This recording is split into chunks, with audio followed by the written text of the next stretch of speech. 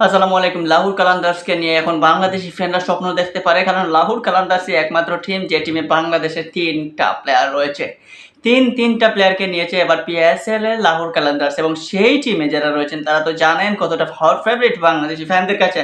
সাকিব আল হাসান, রিশাদ হোসেন এবং মেহেদী হাসান মিরাজ। শেষ পর্যন্ত মেহেদী হাসান মিরাজকে ইনক্লুড করেছে। মেহেদী হাসান মিরাজের ফার্স্ট কোনো ফ্রাঞ্চাইজি লিগ বিদেশে।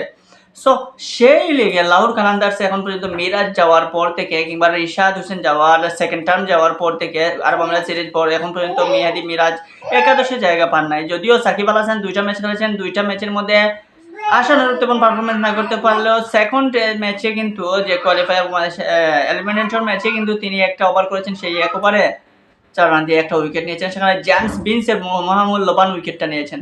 পরবর্তীতে তাকে আর বল করতে দেওয়া হয়নি। নানান ধরনের কথা আসছে যে সাকিব আল হাসানের বল, যে ৫ম নম্বর যে বলটা রয়েছে সেই বল নিয়ে সন্দিহান প্রকাশ করেছেন আম্পায়াররা নাকি, সেই জন্য তাকে আর বল করতে দেওয়া হয় নাই।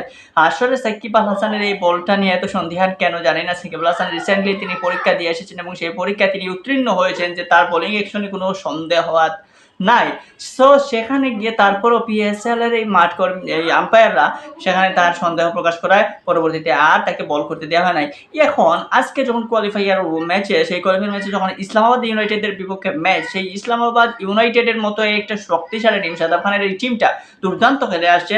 এই টিমের বিপক্ষে কি আসলে সাকিব আল হাসানকে রাখবে একাদশে? সাকিব আল হাসানকে কি এই তার যে এলিমিনেটর ম্যাচে যে কারণে তাকে আর বল করতে দেওয়া হয় না, সেই কারণ কি এই ম্যাচে এসে এড হবে? এই ম্যাচে কি সেই কারণের কারণে তাকে বসিয়ে রাখতে পারে টিম ম্যানেজমেন্ট, নাকি এখানে সাকিবের জায়গায় আজকে মেহেদী হাসান মিরাজ অ্যাড হয়ে যেতে পারেন?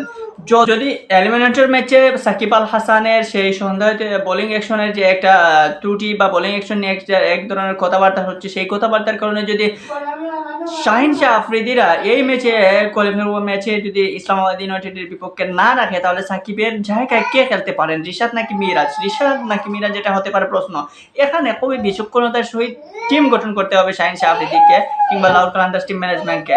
কারণ এখানে সাকিবের জায়গায় যে 2টা প্লেয়ার রয়েছে তারাও কিন্তু অলরাউন্ডার। যদিও রিশাদ হোসেনের ব্যাটিং তেমন লাগলে পারি বাউন্ডারি, মেহেদী হাসান মিরাজি সাকিবের জায়গায় জুড়ে বসতে পারেন যদি সাকিব আল হাসানকে না রাখা হয়, অথবা সাকিবের সাথে আজকে ম্যাচে রিশাদ হোসেনও এড হয়ে যেতে পারেন। সেক্ষেত্রে বারুকা রাজাপাকসেকেও বসিয়ে রাখতে পারে লাহোর কালান্দার্স। যাই হোক না কেন, এবার পিএসএল জমিয়ে তুলেছে আমাদের বাংলাদেশি কিছু ক্রিকেটারকে তারা এড করায়। বাংলাদেশি ফ্যানদের মধ্যে আলাদা একটা আগ্রহ রয়েছে এবং সেই আগ্রহের ভিত্তিতেই কিন্তু আমরা পিএসএল এর প্রতি নজর রয়েছে বেশি।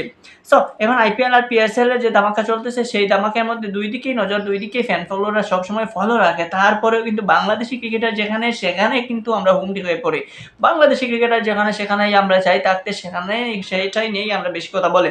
সো এখন যেহেতু পিএসএল এর শেষ পর্যায়ে, কোয়ালিফায়ার ম্যাচ শেষ হয়ে গেলেই কিন্তু ফাইনাল, আর ফাইনালের আগে আজকের ম্যাচটা কতটা ইম্পর্টেন্ট দুই টিমের জন্য সেটা তো আমরা বুঝলাম, জানলাম, দেখলাম। তো এখন দেখা যাক ইসলামাবাদ ইউনাইটেডের ম্যাচে মিরাজ নাকি সাকিব কে ঢুকছে না একাদশে এবং জিতছেটা কে। যাই হোক না কেন, দিন শেষে বাংলাদেশে যেহেতু এই প্লেয়ারগুলা লাহোর কালান্দার্স টিমে আছে, তো আমরা চাইবো অবশ্যই লাহোর কালান্দার্স জিতুক, ইসলামাবাদ ইউনাইটেড না হয় পরবর্তী সিজনে জিতবে।